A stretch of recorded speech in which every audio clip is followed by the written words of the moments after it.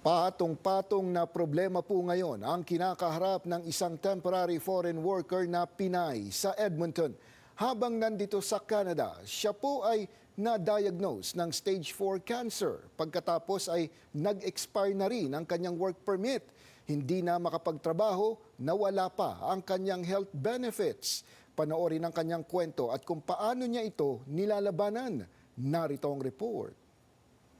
Puno ng pag-asa nang dumating sa Canada bilang temporary foreign worker noong 2023 si Esa Garcia mula sa Santa Rosa, Laguna sa Pilipinas. Pero makalipas lamang ang isang taon, hindi niya inakalang malaking pagsubok sa kalusugan ang haharapin niya. Disyembre ng taong 2024 nang una niyang mapansin ang akala niya ay simpleng ubo at sakit sa tiyan. Kaya lang po, nagiging worse po yung condition ko. To the point na hindi na po ako makahinga. Bumagsak na po yung katawan ko kasi nawala na po ako ng appetite. Nang magpatingin sa doktor at dumaan sa mga medical test, dito natuklasan na siya pala ay mayroon ng stage 4 ovarian cancer. She told me that, yeah, it's not curable. Yun po yung term niya, yung sinabi niya po sa akin. But gagawin po ang lahat. Yun po yung sabi niya. Hindi maipaliwanag noon ni Garcia sa sarili kung bakit ito nangyayari, ngunit nananatiling matatag sa kabila ng hamon sa kanyang buhay. Very critical na po yung condition ko eh. Sobrang payat ko po. Sobrang bloated po yung tummy ko. And wala po talaga akong ganang kumain. Bagsak po talaga. Nang sumunod na taon, nagsimula na siya sa ilang cycle ng chemotherapy. Hindi po maiiwasan yung side effect po talaga. The first side effect po was really worse para po sa akin. Akala ko po bibigay na ako. Pero pinilit ko pa rin pong lumaban kasi sarili ko lang din po yung tutulong sa akin eh.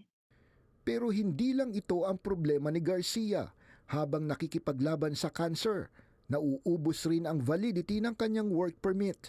At tulad ng marami, nawalan ng pathway si Garcia para makakuha ng permanent residency.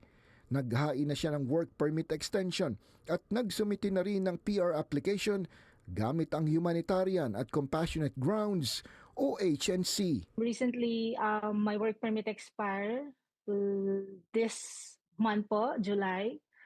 So, naka-maintain status na po ako ngayon to extend my stay here. Pero dahil hindi na valid ang kanyang work permit, hindi na rin siya nabigyan ng health insurance ng Alberta. Kaya malaking hamon ngayon ang pagpapagamot.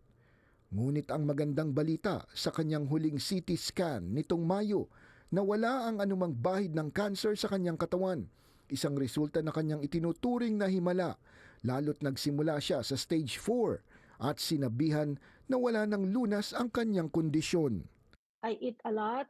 Kahit po wala po akong appetite, pinipilit ko pong kumain kasi kailangan po natin supplyan ng nutrients po yung ating katawan kasi nanghihina po tayo. Kailangan po natin kailangan po natin maging hydrated kasi yung mga drugs po na ipinasok sa katawan natin, kailangan ma-replenish. So, I do exercise, I eat healthy foods kahit po wala po tayong appetite or wala akong appetite. Mainam din anya na may malakas na suporta mula sa pamilya at mga kaibigan, mga taong maaaring makausap at magbibigay ng positibong pananaw. Sa panahon po ngayon, marami na pong naiimbento na gamot para malampasan ang sakit na cancer. Hindi po katapusan ang cancer po. Sa ngayon, patuloy sa pag-recover si Garcia na umaasang magtutuloy-tuloy na ang maganda niyang kondisyon habang patuloy din ang laban sa kanyang immigration status kung saan kailangan niya ng tulong. Pero sana anya'y maging inspirasyon din ang kanyang kwento sa iba pang Pilipino na dumaraan din sa mga ganitong pagsubok.